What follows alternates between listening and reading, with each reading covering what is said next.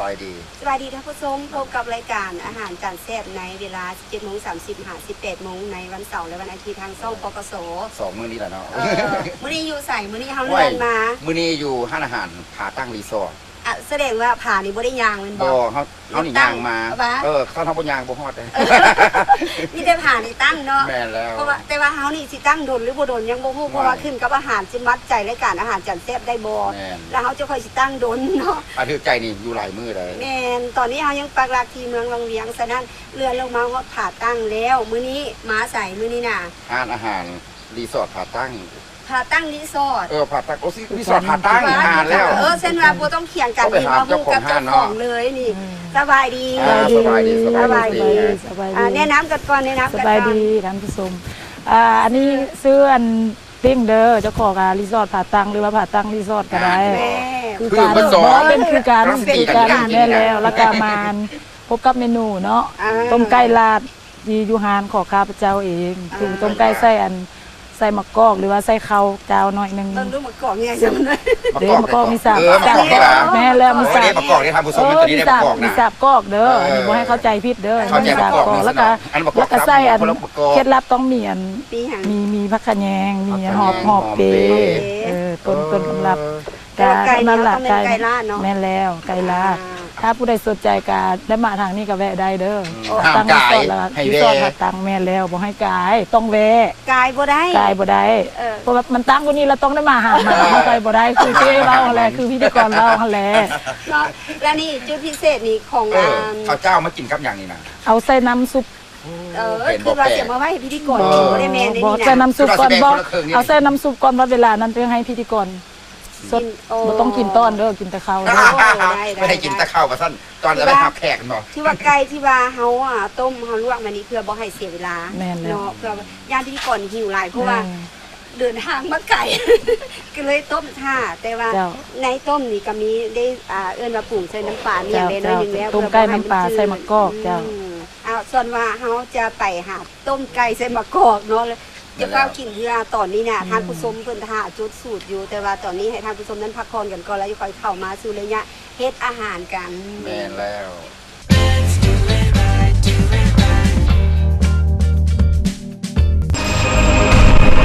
พยาธิไข้เลือดออกเป็นอันตรายพาให้เสียชีวิตได้พวกเขาจงพร้อมกันทำลายแหล่งเพาะพันธุ์ของหนอนน้ำยุงลายโดยการล้างและพัดถูภาชนะที่ใส่น้ำเก็บเมียนหรือทำลายทิ่มบรรดาภาชนะที่บ่ได้ใส่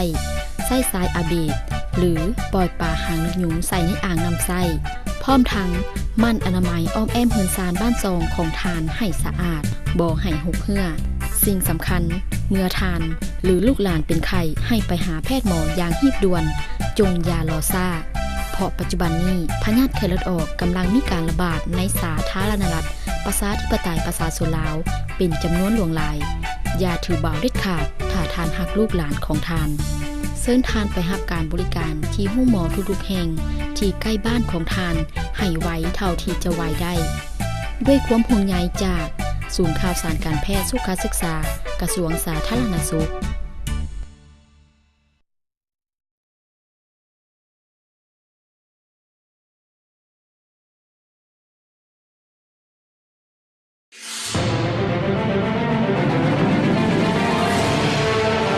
มูลนิธิร่วมใจช่วยเหลือผู้ประสบภัยและรายการอาหารจานแซ่บได้ร่วมกันเฮ็ดกิจกรรมสร้างโครงการช่วยเหลือแม่ชนบทนี้ขึ้นเพื่อช่วยแม่ชนบทในเขตทุรกันดารทั่วประเทศดังนั้นจึงมีการจัดกิจกรรมขายเสื้อเพื่อสมทบทุนเส้นปลูกโรงเรียนน้อยซ่อมแปลงหรือปลูกสร้างสุขศาลาซื้อรถอีแตนไว้บริการแม่หญิงถือพาและคนป่วยที่อยู่เขตทุรกันดารลงมาส่งสุขศาลาหรือโรงหมอเมืองซึ่งโครงการดังกล่าวจะเริ่มการช่วยเหลือจากเมืองซานไซแขวงอัตตปือดังนั้นจึงขอเชิญทุกท่านเข้ามามีส่วนร่วมซื้อเสื้อ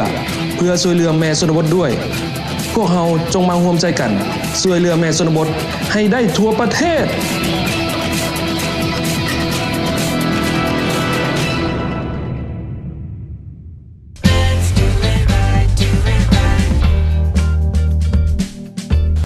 ที่ว่าต ตอนนี้กลับเข้ามาเฮ็ดแกงบักกอกใส่ไก่บ่แม่นใส่ไก่ว่า ไก่ใส่มะกอก แม่น ไก่ ว่า ใส่มะกอก ใส่ไก่คนละอย่าง เอา คือกันนั่นแหละคือกันก็คือการผ่าตังรีสอร์ทกับรีสอร์ทผ่าตัง เอาตัวใดลงก่อนเราตัวใดล โอง เค ก่อน อ่ะ กันหน่อยนึง อ่ะ เนาะ ขั้นตอนในการปรุงแต่งอ่ะ โด ขั้นตอน ย ในการปรุงแต่งเล โอ้ ย มาพี่ก่อน ไข่ฝาหม้อก็ไม่ว่ามาเขาจับก็ได้ ไอ้คุณระ ต้ วั อง งต้องอัน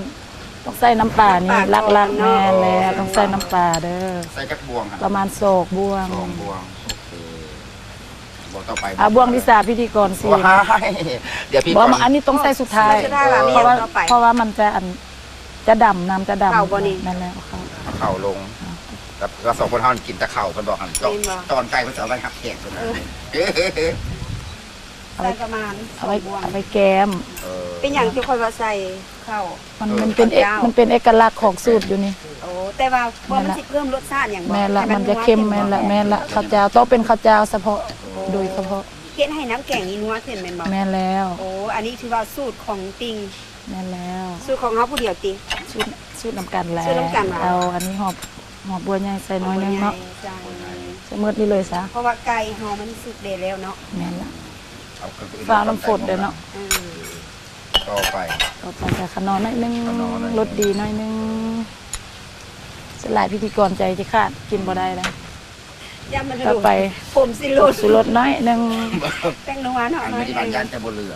แม่นว่ามันนัวหลาย หิวเลย แล้ว มันหอมเขามาป่าน ลา ใส่น้ำลาย ลา ไหล ตำ เลยนี่นะ ดู อยู่ใน ใกล้แล้ว ใส่หัวจิงไคร้ใส่คาไปแล้วเนาะ แม่นแล้ว แม่นบ่เพื่อดับกลิน แม่นแล้ว อันข้าวแมน นั่นแหละ กำมะเขือหน่อยหนึง ต้อง อันนี้ถ้าเอาลงเลยบอก ใกล้ลงเลย คอยจับลงมาจองมาทางที่มาจับ ลุยพิธีกรลุยเลยบ่ลุยเลยบ่ อันกินก็สิเป็น3คน แม่ แล้ว นละ เนาะ แม่นละ เอาขออนุญาตเด้อ ขออนุญาตเด้อ แต่ว่ามื้อนี่คือสิ อ่า เดือด บ่อัน เด้อ มือกล้องบ่ให้กินเด้อมือกล้องเด้อ เป็นหยัง เพราะว่าพิธีกรจับเด้ อันนี้ของใครเด้อ อย่าให้ขน้อยกินเพราะขน้อยกินมันสิคกมาขนา เห็ ด นไหม มีลีลาเนี่ยการลง อัน เลย ใกล้นี้ใกล้ลาดเด้อเพราะว่าเลี้ยงเองเด้บ่เสื้อปิ้นไปทางนั้นก็ได้บักหลาย แม่น ไก่ บ่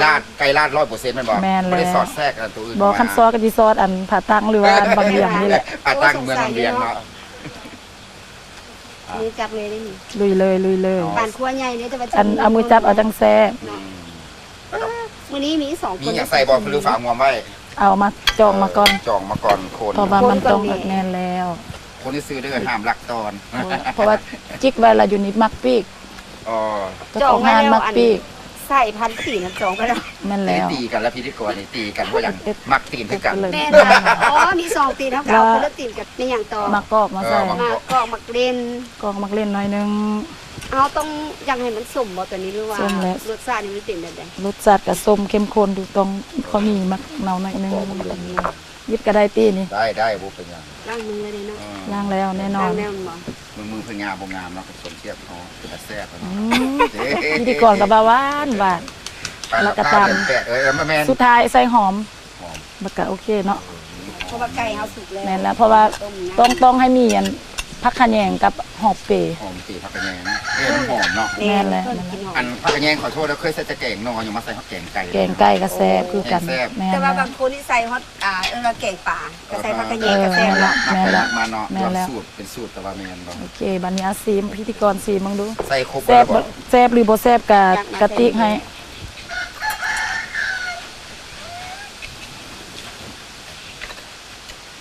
โอเค กินหอมซวยๆมาน้ำลายข้างใน สี ใส่ละ สีจะเข้มข้นถ้าใส่มะกอกแล้วมันจะสีน้ำดำ จะดี แม่น เป็น ละ สีนี้ ซีมคนละคำลองเบิ่งว่ารสชาติเป็นยังไง จะสมัคร เปล่า เด้ เด้ อ อปากโพงบ่ทำ บ่ต้องเป้าจะสมัครเด้อแม่ โอ้ ยังบ่แย่ติบ่ โอ้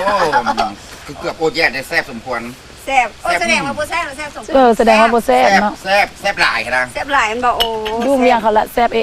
เออ ขอฝามอน อันนี้ หนึ่งหุ่ม แซ่บไต่ขึ้นกับบ่ได้เลย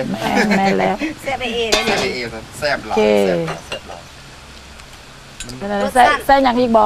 บ่พอดีเลย แม่นว่า เพราะว่ารสชาตินี่มันจะแบบว่ามันจะหอมอันนั้นผักกระแยงอะนะ แม่น แล้วก็หอมปีแล้วเวลาที่ว่าเฮาอื่นออกไปนี่ อื่นเข้าที่อื่นออกไปก็เป็นกูอื่นเข้า เนาะ กิน อื่นเข้าไปแล้วมันจะรสชาติหวานๆของมะกอก แม่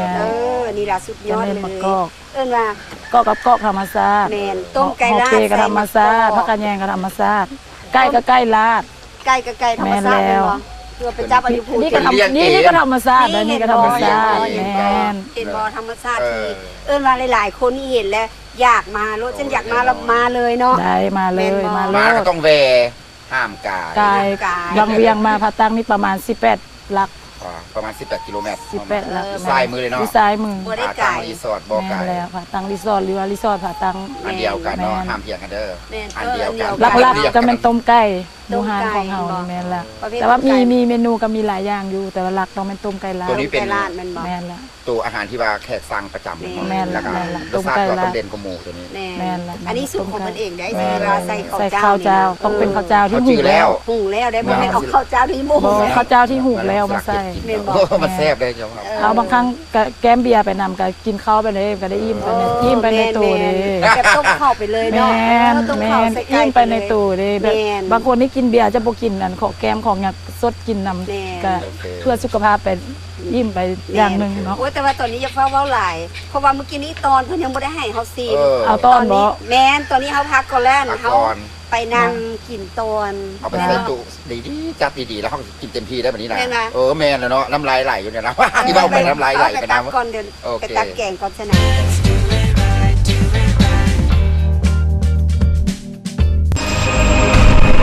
พยาธิไข้เลือดออกเป็นอันตรายพาให้เสียชีวิตได้ พวกเขาจงพร้อมกันทำลายแหล่งเพาะพันธุ์ของหนอนน้ำยุงลาย โดยการล่างและพัดถูภาชนะที่ใส่น้ำเก็บเมียน หรือทำลายทิ่มบรรดาภาชนะที่บ่ได้ใส่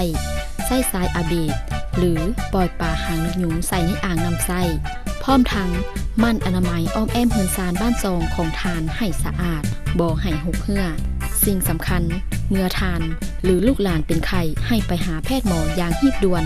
จงอย่ารอซ่า เพราะปัจจุบันนี้พยาธิไข้เลือดออกกำลังมีการระบาดในสาธารณรัฐประชาธิปไตยประชาชนลาวเป็นจำนวนหลวงหลาย อย่าถือเบาเด็ดขาดถ้าทานหักลูกหลานของทาน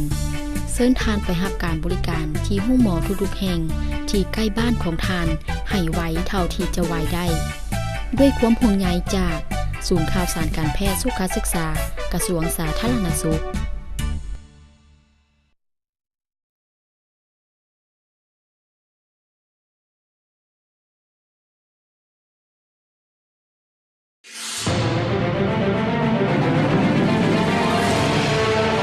มูลนิธิร่วมใจช่วยเหลือผู้ประสบภัย และรายการอาหารจานแซ่บได้ร่วมกันเฮ็ดกิจกรรม สร้างโครงการช่วยเหลือแม่ชนบทนี้ขึ้น เพื่อช่วยแม่ชนบทในเขตทุรกันดารทั่วประเทศ ดังนั้นจึงมีการจัดกิจกรรมขายเสื้อ เพื่อสมทบทุนเส้นปลูกโรงเรียนน้อย ซ่อมแปลงหรือปลูกสร้างสุขศาลาซื้อรถอีแตนไว้บริการแม่หญิงถือพา และคนป่วยที่อยู่เขตทุรกันดารลงมาส่งสุขศาลาหรือโรงหมอเมือง ซึ่งโครงการดังกล่าวจะเริ่มการช่วยเหลือจากเมืองซานไซแขวงอัตตปือ ดังนั้นจึงขอเชิญทุกท่านเข้ามามีส่วนร่วมซื้อเสื้อเพื่อช่วยเหลือแม่ชนบทด้วย พวกเราจงมาร่วมใจกันช่วยเหลือแม่ชนบทให้ได้ทั่วประเทศ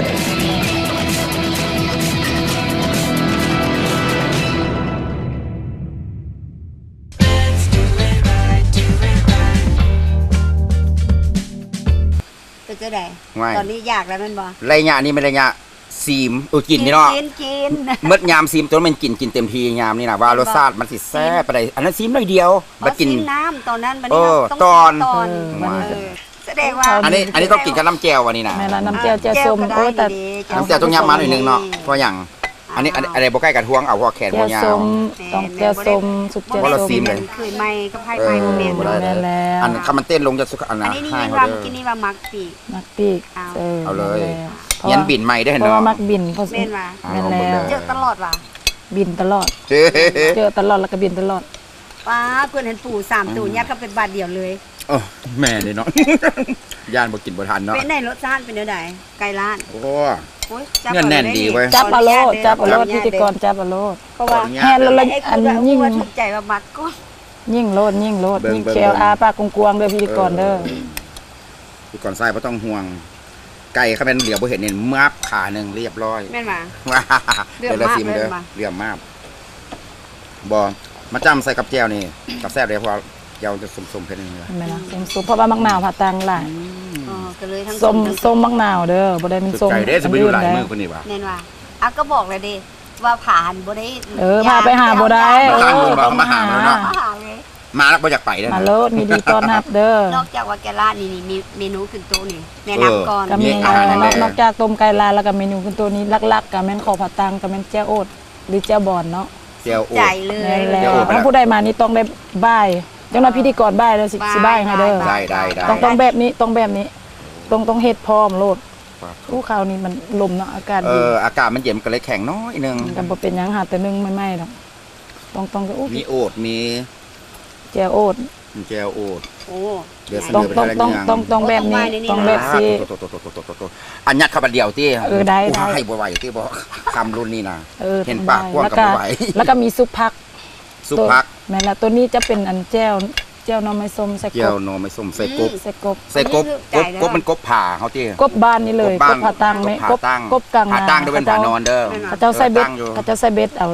บ่ได้มันกบ ขอ เลี้ย อง นุญาก ต บธร เด้ รม อ ชาติ คำใหญ่ เฮ็ด เด้อ เฮ็ดนี่ก็เฮ็ดธรรมชาตินี่เฮ็ดออกขอดนี่ อันเมื่อกี้ สุ นี้ ภัก หาก็พากันไปเก็บ เก็บ ลืม แม่ ลืม ขอด ลืมไปถ่ายไว้ บ่ถ่าย ตอน ตอน พากัน เก็บ ลักเก็บเห็ด อัน เป็น นั้น อะไรเป็นอะไร ห แจ่ ลั ว ก โอด ทาย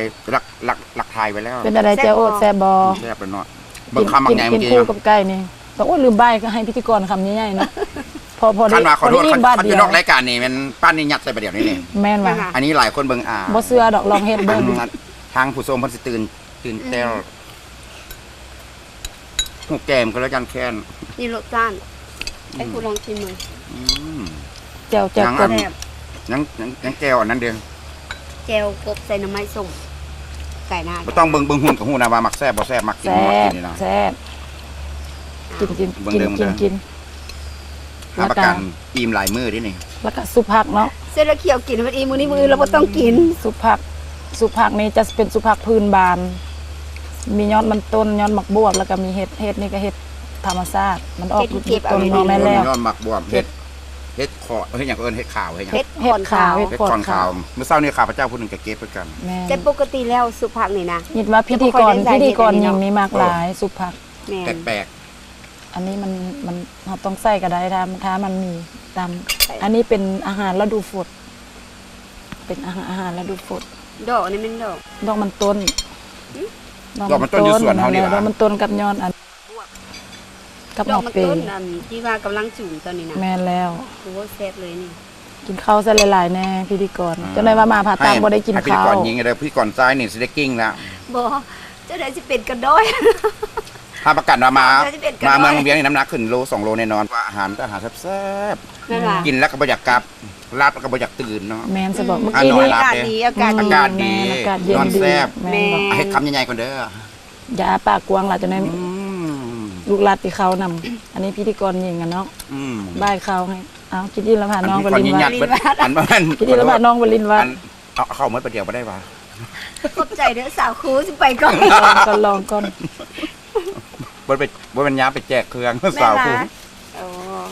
โอ้ เอา ย สิ ไม่วัน ก่อน เรียนมาละได้ โอ้ยพาจะกินกระทำไปน้ำระโบ อืม แล้วสิว่าอ้าว สิเป็นซาเซิร์ฟให้ แม่น อัน กินน้ำกัน บอกกินโอดไปเมื่อพิธีกรทั้งหมดแล้วยังข้าวผัดในบัดในซิมข้าวผัด โอ้ตก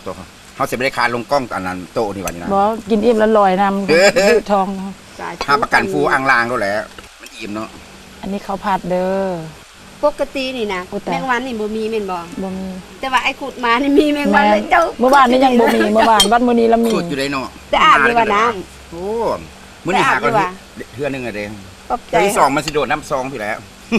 ซีน้ำกัน ซีเหมือนกันอันนี้ลักๆบ้านผัดตังเลยเจ้า แม่นบ่ เจียวโอดดังแมันบ่อยู่บ้านผาตั้งเนี่ยไก่กะดังซุปผักกะดัง ก็บ่ได้ดังได้เพราะว่ามันบ่ได้อยู่ใส่ บ่ใกล้นี่ยอมรับว่าดังแท้ว่าเวลามันขาดนี่ยอมรับได้ หักบ่แม่นดัง บ่นี่ โม บ่ได้ดัง คนละดังคนละดัง มันบ่แม่นของ บ่ถือว่าความหมายว่าดังเพราะเรื่องสื่อเสียงรสชาติ แม่น รสชาติใน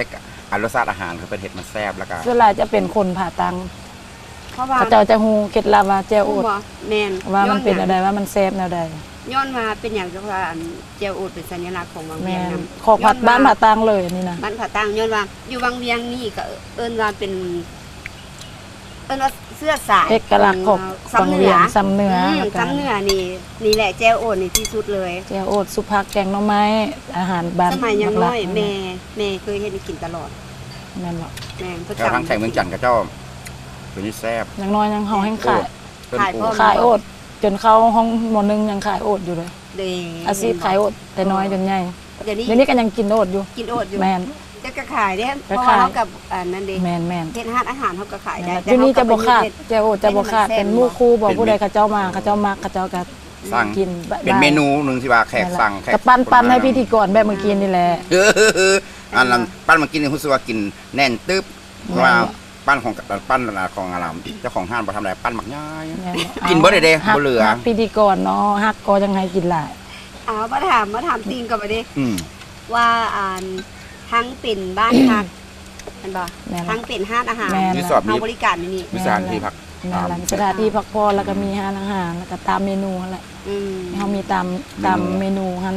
แต่หลักๆจะเป็นต้มไก่ อืม อยู่หันเฮา ต้ม เพราะ ไก่ ว่าเลี้ยงเอาอยู่แล้ว แม่น บ่ แม่นละหลักๆต้มไก่ลาดบางแล้วแต่ฤดูกาลบางครั้งก็ใบมะขามอ่อน อืม ยามนี้มะกอกเราก็ต้องใส่มะกอกแต่บ่ปะเขา ส้มปล่อยเด้ แม่นละ มีบ่ มี มีคือกันเนาะ มี แล้วดูการใดที่ว่ามีแขกหลา เดี๋ยว ที่ มื้อ สุดบ่ มื้ออื่นต้มมื้อนี้ต้มใส่มะกอกแล้วมื้ออื่นต้มใส่ส้มปล่อยเนาะ โอเคเขาจะพูดละแล้วดูการใดคุณมีแขกคุณมาเยี่ยมยามหลายแล้ว ส่วนหลายจะเป็นฤดูแล้ง มาพัก แล้วดูแล แม่นละยามฝนนี่ บ่แม่นยาม ก็ ฝน มีอ ซะ ยู่ฮักแต่ว่าบ่ได้บ่ค่อยจะหลายยามฝนวิสัยคือกัน บ่ เนาะ สะดวกในการเดินทางซะ แม่นแล้วเฮาก็พัดอยู่นอกเมืองแน่บ่ได้คือเขาเจ้าอยู่ในเมืองเขาเจ้าก็มีแขกหลายแต่ว่าเฮาก็บ่ฮู้ดอกอันนี้เรื่องการที่แขกของคนเฮาก็บ่ฮู้งานไปงานเราเนาะ จ้ะแต่ว่าเนาะแต่ว่าผู้ใดได้มาเทื่อนึงแล้วต้องได้มาอีกคือกัน เบิ่งทำเลทั้งหลังกับฮู้ เบิ่ง เข้ามานี่แล้วเข้ามานี่แล้วบอกเลยว่าแบบครอบครัวกันเลย บ่อยาก ครอบครัวเดียวกันนั่นเลย เข้าแล้วไม่อยากออกเนาะ แม่นว่า อย่าเบิ่ง เนาะเข้าแล้วไม่อ เดี๋ย ยาว กอ เพิ่ อง ก บ่เป็นเดี๋ยวเพิ่งบ่เป็นตาเข้าเลยมันเข้ามาแล้วออก บ่แม่ มาน ได้ เบิ้นใส่กระเจี๊ยทางนอกเลยเนาะเขาหมายว่าเข้ามาแล้วประทับใจบ่เรื่องธรรมชาติบ่เรื่องอาหารการกิน แม่นบ่แม่นเจ้าของห้างเป็นรักใส่กระเจไว้บ่ โอ้ เจ้าของห้างกระใจดี แม่นเลยยามบ่ ใจ หาย ดี เด้อ กับผู้งามอีกเนาะ อืม โอ้ยเว่ามวนหัว ตายบ่งามจังไดอดีตนางงามเก่า โอ้ แม่นว่าอุ้ยเบอร์ ถ้าแม่นสมัยเก่านี่ ได้ยิน คือว่าต้องเป็น ได้ยิน นางแบบแล้วก็เป็นนางงามแท้เพราะหุ่นเพิ่นได้มาตรฐาน ได้ยินมาแต่สมัยยัง อ๋อยังน้อยๆ เล่าว่า ผู้นาง เอาแข่งผู้เดียวได้ที เดี๋ยวนี้หาก็25ปีว่าแม่นว่า 19 ว่า25 19 แม่ ว่าน บ่ แซงคัก ดาวซี่จะปีน เรือหันฟ้าธนาคาร เอาไปกินดอกเบี้ย แม่น ต้องฝากธนาคารทุกมื้อนี่ซั่นบ่มีดอกเบี้ย อันนั้นก็ย่าจะสู้น้องหลายกินสุพักกันให้หมดก่อน อันน่ะ ไอ้คุณยังบ่เห็นเนาะ เฮ็ดหยัง เพราะว่าเอายังเหรอ เห็นอย่างตกใจเห็น ลิ อย่าง งยังมี เห็นลิ้นเห็น โอ้ ลิ้นอยู่ข้างหลัง ใส่อยู่ใส่ บ่แม่นเดี๋ยวนี้ โอ้ ตอนเช้า อ๋อคือตัวเองสมมติคิดว่าเป็นลิงซะดอก ตอนเช้าจะลงมาเป็นหมู่เป็นกลุ่มเลยเขาจะเอามาเขาจะ มัน เอาแบบ มันลงมากินหมากไม้บอกขึ้นมาเนี่ย กิน มันเล่น ปักเรือมาหลิ่นน้ ลิงบางเทื่อก็มาเบิ้งเจ้าของห้าง ป้าตัวสิไปลอยแข่งกับมันแบบ ำ ซะ เพราะว่าเจ้าของหา บางเทื่อตัวพุ่งมาเบิ้งเจ้าของห้างญาติเจ้าของห้างบ่อยู่ ว่าใครแดคือเป็นทางอื่นซะดอก คนมาเฝ้ากัน เออ สัญญาณใส่กันเด้ ว่า ญาติบ่อยู่ คัก เด้ แล้วทางนี้มาจากไหนว้าว ว่าอันธนีอันนั้นธนีมันเป็นลิง ลิงทางนั้น ทางนี้ ลิงทางนั้นห้องบ้านไหน ก็ ก่อน จะไหนก็ กุ้ยสิ กล้วย เนาะ กล้วยกล้วย ลิงทางนี้ผัว ผัวว่าสั้น ใครได้บ่ลอยน้ำข้ามมาหากันเนาะ เคยมีบ่ บ่ยังน้ำหลายโพด น้ำลาย แรงหน่อยนึงก็ลอยใส่กันบ่เป็นหยังนัดกันอยู่นนหินตัวนั้นแหละ ก็เป็นตะมวนเว้ย ยอกเด้ออันนี้ยอกเด้อ เนาะอันนี้ ท่านผู้ชมอันนี้เว้ายอกกันซื่อเด้ออันแท้กับฮับบุฮู้เนาะเฮาบ่ได้อยู่น้ำเพิ่นเนาะ สันพักอยู่นี่ก็อีประมาณ5มื้อยังกลับ เดี๋ยวสิเห็น แห้งดอก แต่ว่ามือเศร้านี่เสียดายเนาะที่ว่าไอ้คุณบ่เห็นเพราะว่าลิงบ่ออกมาฮู้ว่าหมู่มาแล้วบ่มาต้นห้ามกัน โอ้ เลย แหละคันมานี่ก็ห้องใส่กันเราได้นี่นะ แม่นบ่ กิ๊กๆก้าๆก็ได้ บ่แน่อีกมุมเธอมื้ออื่นมาบ่ ถ่ายอีกมือเศร้า ต้องได้ เพราะว่าส่วนหลายมักเดือสุกมันจะลงมากินมักเดือถ้ามักเดือบ่มีมันจะบ่ค่อยลงมาดอก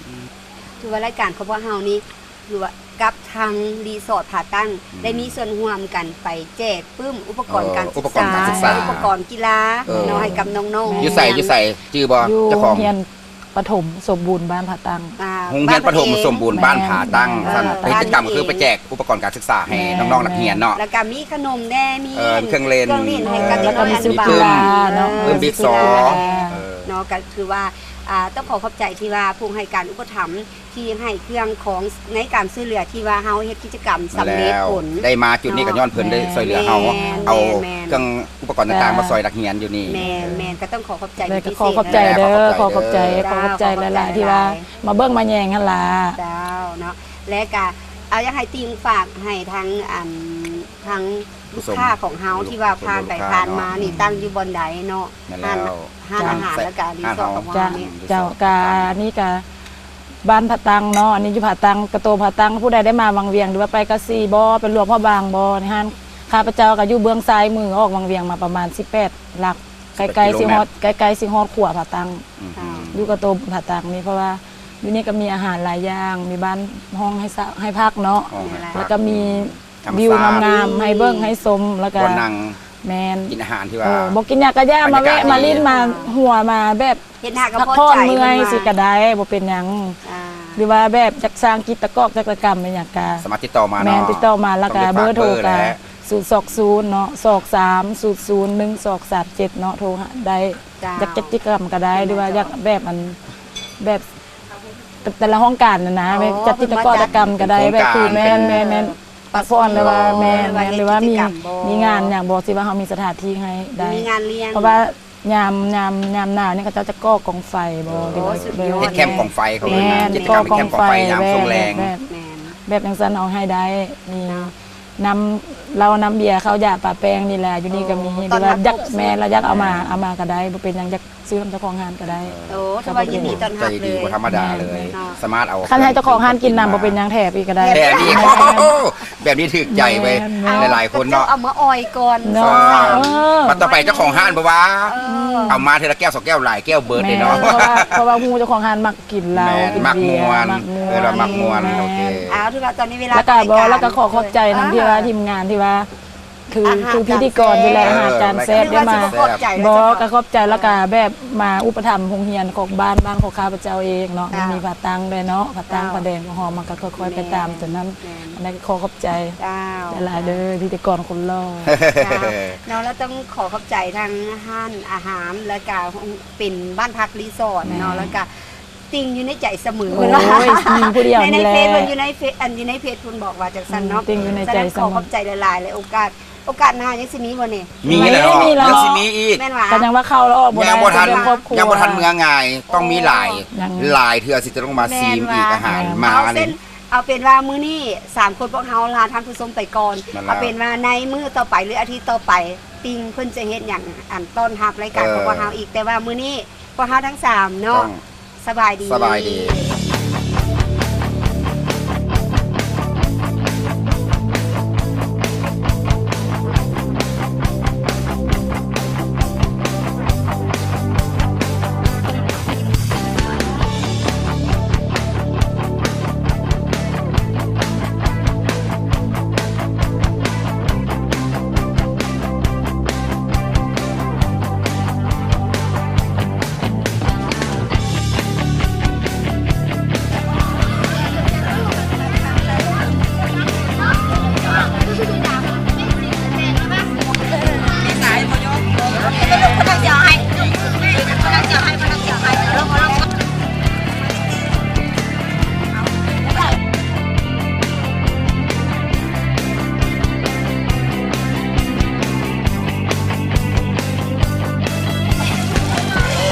ย่างเลย